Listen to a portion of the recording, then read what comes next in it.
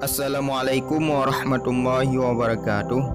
Sahabat beriman pencinta sejarah, kajian video kita kali ini mengenai sebuah masjid peninggalan ulama Aceh. Sebelum kajian kita lebih jauh, apabila video kami menarik, jangan lupa like dan subscribe agar channel kami dapat menyajikan konten-konten sejarah lainnya. Apabila video kami bermanfaat, jangan lupa komentar dan bagikan agar seluruh masyarakat Indonesia mengetahui tentang sejarah tanah airnya. Masjid yang kami kunjungi ini terletak di Kampung Dayak Ruut, Kemukiman Kota Baru, Kecamatan Merah Dua, Kabupaten Pidijaya, Aceh, Indonesia. Masjid Tunku Japakeh atau yang lebih dikenal dengan sebutan Masjid Madinah merupakan salah satu bangunan tua peninggalan sejarah abad ke-16. Konon kata masyarakat setempat, pada bangunan masjid ini terdapat mimbar yang sangat unik yang berasal dari Madinah, dan juga terdapat sebuah guci yang dianggap karamah. Masjid tua ini sampai sekarang masih menjaga keasliannya. Menurut cerita turun-temurun, arsitek masjid ini adalah seorang muslim yang berasal dari Tiongkok yang bernama Hussein Cina. Mimbar yang terdapat di dalam bangunan masjid tua ini dibuat di Madinah. Tunku Japakeh membawa pulang mimbar tersebut ke negeri Merdu ketika beliau kembali dari menunaikan ibadah haji. Dengan berkat karamah beliau, akhirnya mimbar tersebut sampai di negeri Merdu.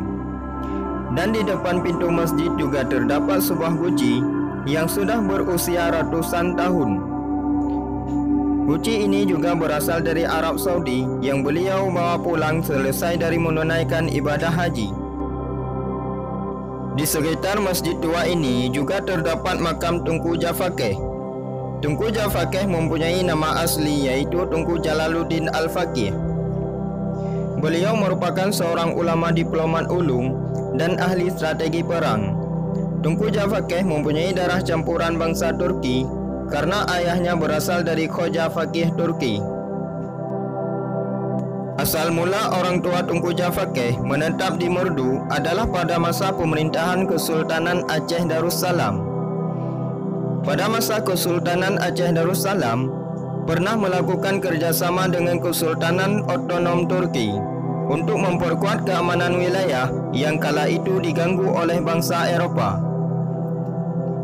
Dengan terjalin kerjasama antara Kesultanan Aceh Darussalam dan Turki, akhirnya berhasil menutup pergerakan atau memecah belah peperangan dengan bangsa Eropah.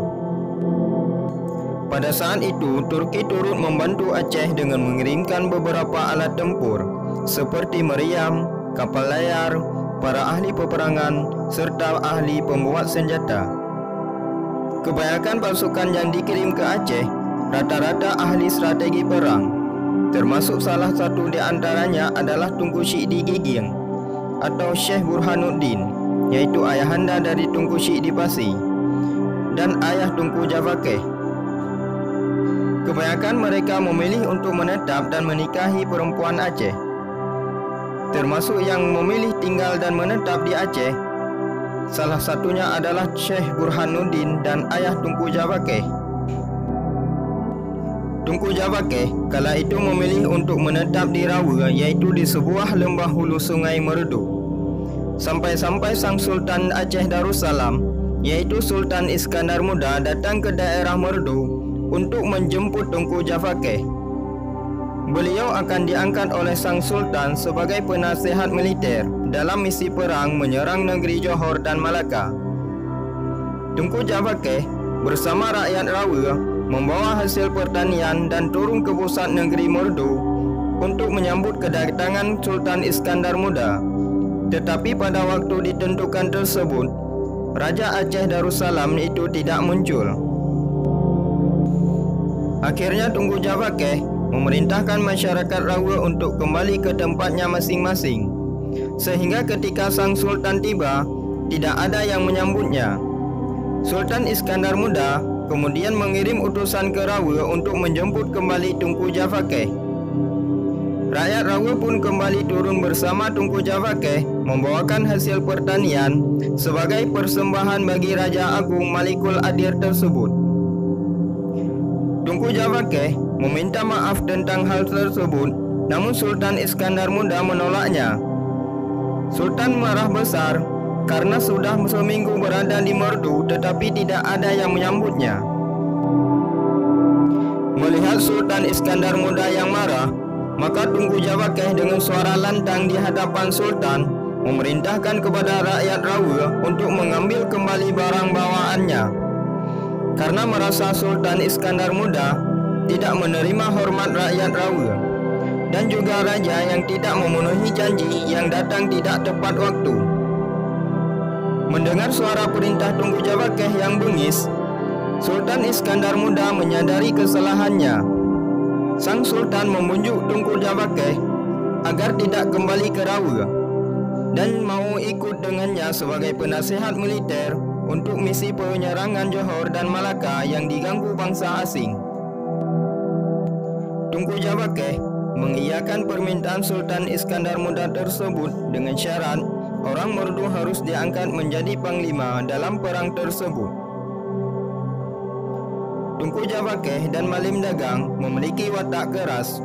Dua ulama negeri merdu tersebut yang berani bersikap lantang di hadapan Sultan selama sikap yang diyakininya itu benar. Penggabungan Tunku Javakheh dan Malim Dagang bersama Sultan Iskandar Muda sebagai panglima armada Cakradonya. Para pembesar negeri, ulama dan panglima dikumpulkan untuk misi penyerangan Johor dan Malaka. Sultan juga melakukan pertemuan dengan 4 kepala kaum Aceh, yaitu Tohapet, kaum Tok Watay, kaum Lerteh, dan kaum Jasandang. Tujuannya untuk sepakat menyerang bangsa asing yang mengganggu Semenanjung Malaka. Sebelum penyerangan dimulai, para panglima berpidato di hadapan tentaranya untuk membakar semangat perang. Setelah Johor dan Malaka berhasil ditaklukkan, Sultan Iskandar Muda mengangkat salah satu panglima merdu sebagai perpanjangan tangan Sultan Aceh di negeri merdu. Sejak saat itu Sultan Iskandar Muda memberikan perhatian khusus kepada negeri merdu. Hanya sekian sejarah singkat ini yang kami dapatkan dari beberapa sumber. Apabila ada kesalahan dalam menceritakannya, kami selaku kreator sejarah mengucapkan ribuan maaf. Apabila ada sahabat semuanya yang lebih mengetahui tentang sejarah tersebut, mohon menceritakannya di kolom komentar. Dan kami ucapkan terima kasih bagi sahabat yang telah meluangkan waktunya untuk menonton video kami.